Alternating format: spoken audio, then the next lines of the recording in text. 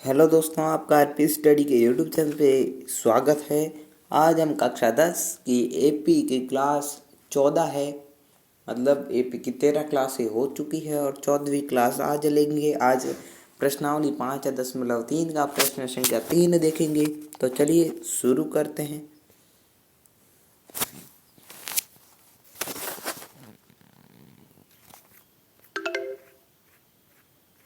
तो ये रहा हमारा प्रश्न। हमारे प्रश्न में है कि एक एपी अब एक एपी में है जो पहला, इसमें आपको 10 प्रश्न दिए हैं। जब 10 में से हम मात्र एक प्रश्न कराएंगे, बाकी सब आपको करने हैं और बाकी सब आपको करने हैं, एक हम बताएंगे। तो पहला करते हैं। पहले में हम लिखेंगे कि हमें क्या दिया गया, वॉट इज गिवन। मतलब इसमें हमें एस एन ज्ञात करना और एन ज्ञात करना। तो निकालते हैं। ए बराबर 5 है, लिख लेना। दिया गया है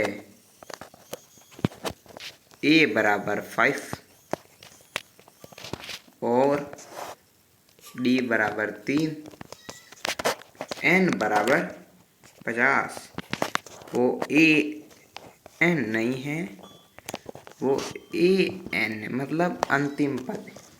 अब आपको पता होगा कि हम पहले इसका एनवा पद याद करेंगे। एनवा पद से ही हमें इस एपी का आगे ज्ञात करेंगे। तो हम लिखेंगे, हमारे पास एक सूत्र है जो आप सबको याद होगा, ए प्लस एन माइनस 1 और डी। ये कोष्टक है भैया। तो ए प्लस एन माइनस 1 गुणे में डी और बराबर ए एन। तो चलिए मान रखते हैं। ए बराबर क्या मिला था हमें? ए बराबर हमें मिला था 5।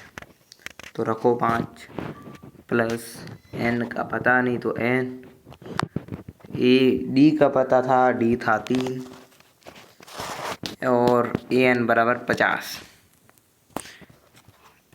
ये 5 का 5 प्लस 3 से गुना किया एन को तो 3n, फिर माइनस करो 3 बराबर में 50। क्यों -3? क्यों? क्योंकि -1 को 3 से गुना करने पे हमें -3 प्राप्त होता है। तो नेक्स्ट अब काम करते हैं कि 3n को दाहिनी तरफ रखते हैं। 3n बराबर 50 प्लस 3 माइनस 5। यहाँ लिख लेना -5। ये -5 ये समझ लेना। अच्छा टाइपिंग नहीं हो पा रहा है, इसके लिए सॉरी। अब आप एक काम करो कि 3 में से 5 के मतलब प्लस के 3 है और माइनस के 5 है, तो सीधा पता है हमें क्या हो जाएगा।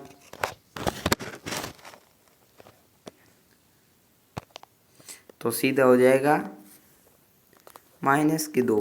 तो लिखेंगे 3n बराबर 50 माइनस 2, जो कि होता है 3n बराबर 48।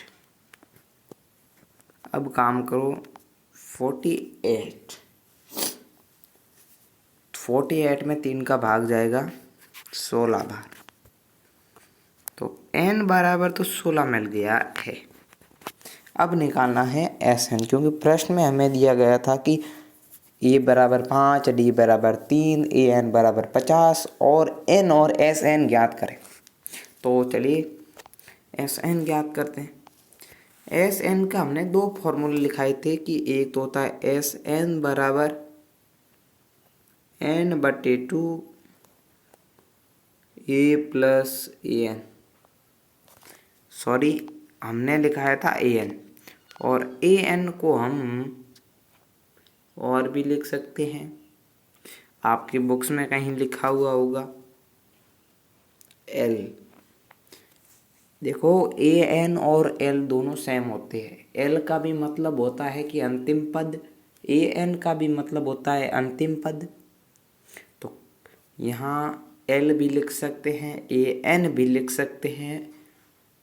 और ये क्यों आया वो तो हमने क्लास सेकंड में बताया था, जो सूत्रों वाली क्लास थी। तो चलिए शुरू करते हैं। अब एस एन बराबर, ये मार्क्स यहाँ नहीं होगा, इसका मतलब तो आगे और कुछ होता है। ये रखो, एस एन को छोड़ो। एन बराबर 16 बटे में 2। ये बराबर हमें दिया था 5। एल या ए एन बराबर था हमें 50।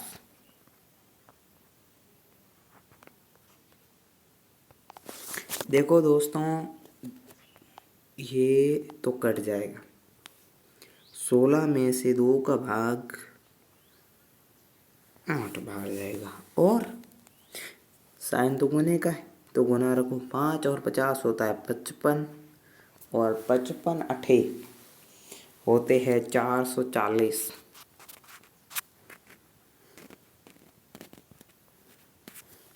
ये हुआ हमारा मान। आप नेक्स्ट में लिख सकते हैं कि अतः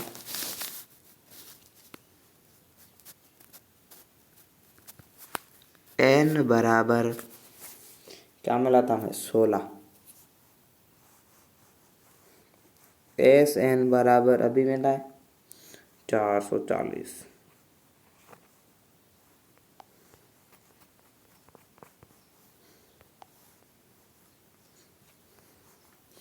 तो हमने कहा था कि हम एक प्रश्न करवाएंगे।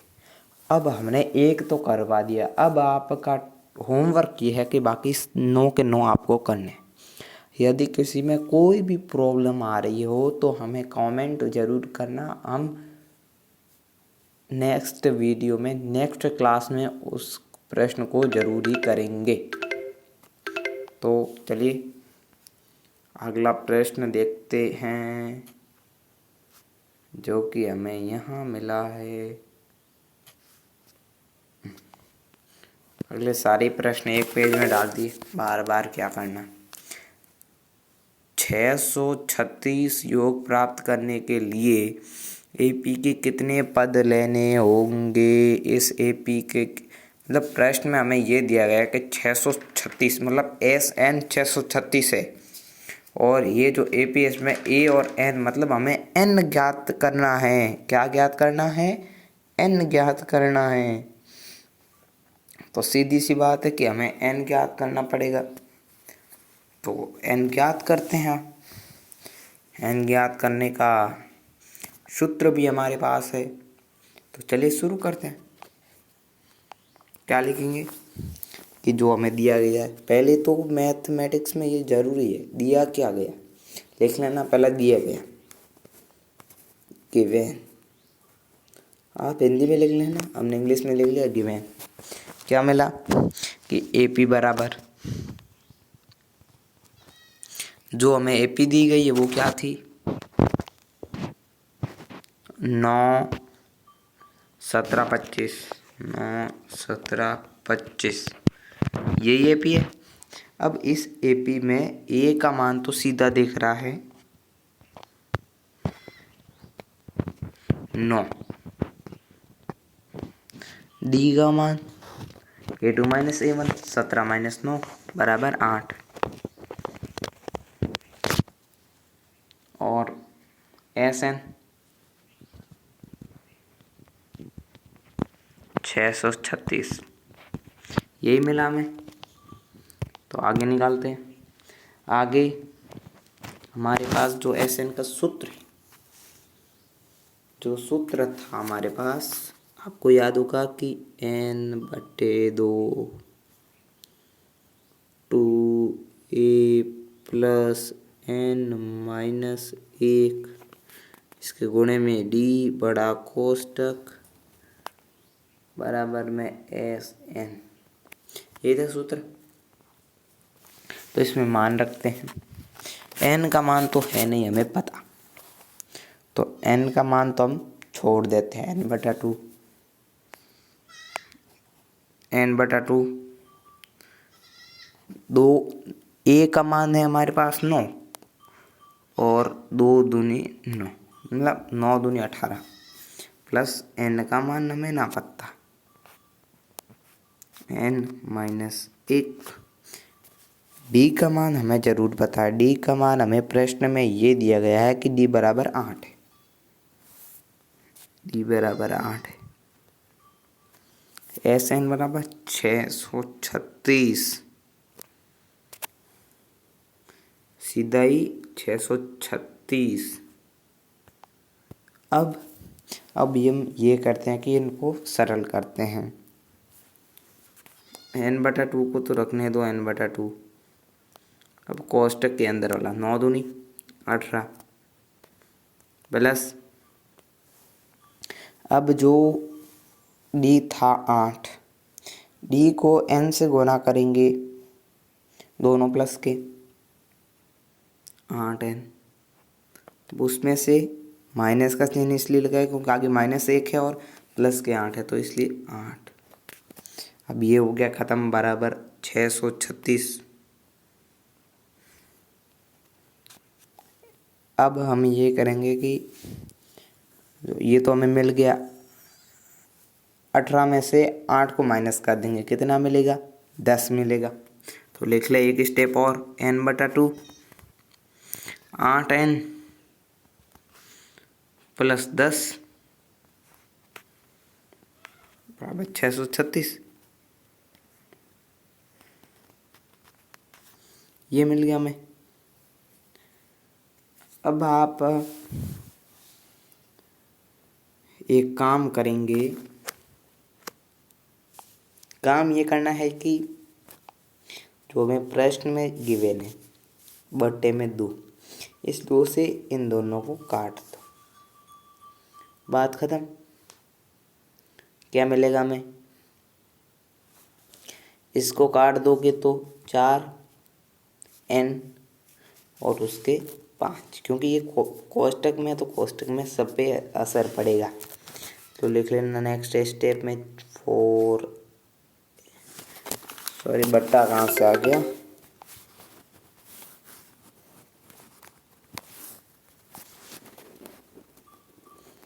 4n। 4n क्यों है पता चल गया, 4n स्क्वायर है। क्यों स्क्वायर है? क्योंकि एक तो 4 यहाँ आप देख लीजिए, आपको समझ आसानी से, एक 8n है और ये दूसरा n है, n से n गुना हो जाएगा। दूसरा जो 2 से 5 में भाग दिया, 5 को n से गुना किया 5n, तो ये तो आपको समझ आ गया होगा कि प्लस 5n। और जो हमारे पास 636 था उस साइड, इसको इस साइड लाएंगे, उस साइड वो प्लस का था, इस साइड माइनस का, 636 बराबर में 0। अब ये आपको क्या दिख रहा है? अब यह एक द्विघात समीकरण की तरह दिख रहा है कि जैसे n(x) की जगह मान लो तो एक पहला पद x² है, फिर दूसरा x है और तीसरा ये। अब जो गुणनखंड विधि है उससे हम इसका हल करेंगे। तो गुणनखंड विधि क्या कहती है?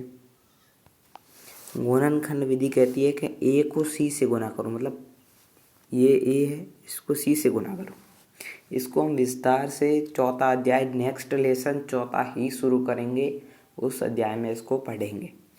a को c से गुना किया तो 636 को 4 से गुना करेंगे, तो करके ही देख लें।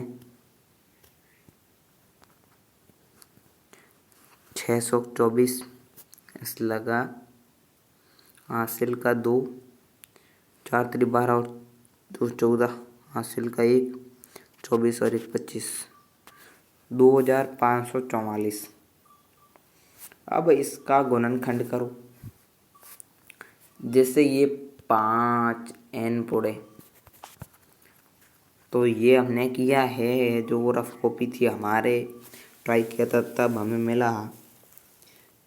जब इसके दो गुणनखंड होंगे 48 एंड 53, तो वो माइनस से पढ़ेंगे, तो ऐसे लिख लेंगे आगे कि 4n² 4n² -48 सॉरी, बीच में कोई डिस्टरबेंस हो गया था। इससे नेक्स्ट से शुरू करते हैं 4n²। अब इसमें क्या करते हैं, 4n² है हमारे पास, और दूसरा था 48 और 53 हमें मिला था इसका गुणनखंड। इससे पुराने पे 48n और प्लस 52 53n और -636 बराबर 0, यही मिला था, मिल गया। अब हमें क्या करना है कि इनमें कॉमन निकालना है। तो पहले में कॉमन निकालो 4n निकाला तो पीछे क्या रहा, n और 12 चौके 48 होता है, और दूसरे में प्लस करो 53, बिकॉज पीछे में n और 12 रखना है, n और 12 रह जाएगा, भाग देके आप ट्राई कर सकते हो, कोई मना नहीं। और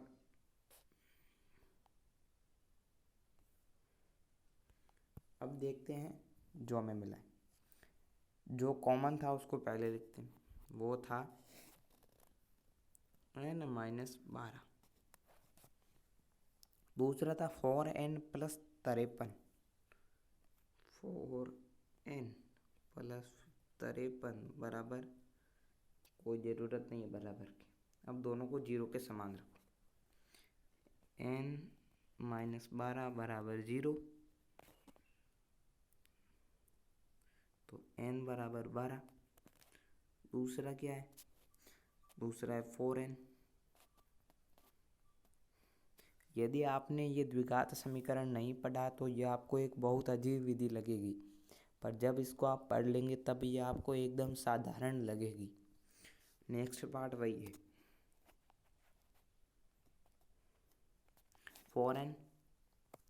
4n के साथ +53 और बराबर 0। अब ये तो होने का नहीं है, पर फिर भी ट्राई कर लेते हैं। जब n को तो एक तरफ रखना है n, फिर वो 4 है जो इस तरफ जाएगा गुना में, पहले ये प्लस के 53 है, इस साइड जाएगी तो माइनस के 53, बट्टे में 4 गुना हो रहा है, बट्टे में जा भैया 4, ये तो हो नहीं सकता, क्योंकि यह जो n की पदों की संख्या होती है वो होती है पूर्णांक। पूर्णांक भी मत कहो, क्योंकि पदों की संख्या बट्टों में नहीं होती, इसलिए पदों की संख्या है 12। इस पे लगा दो राइट, और वो नहीं हो सकती। अब आज की क्लास कैसी लगी आप कमेंट करके ज़रूर बताना। अब जो 5.3 में जो प्रश्न आपको कठिन लग रहे वो हमें बता देना, हम करवा देंगे। पूरी प्रश्नावली नहीं होगी क्योंकि इसमें काफ़ी समय लग जाएगा, जिससे हमारा सिलेबस पूरा नहीं होगा। जो भी आपको डिफ़िकल्ट लगे कमेंट कर देना, अगला वीडियो उसका ही होगा। आज की क्लास कैसी लगी कमेंट करके ज़रूर बताना। इस चैनल को सब्सक्राइब ज़रूर करो, बहुत सारी मेहनत लगती है हमें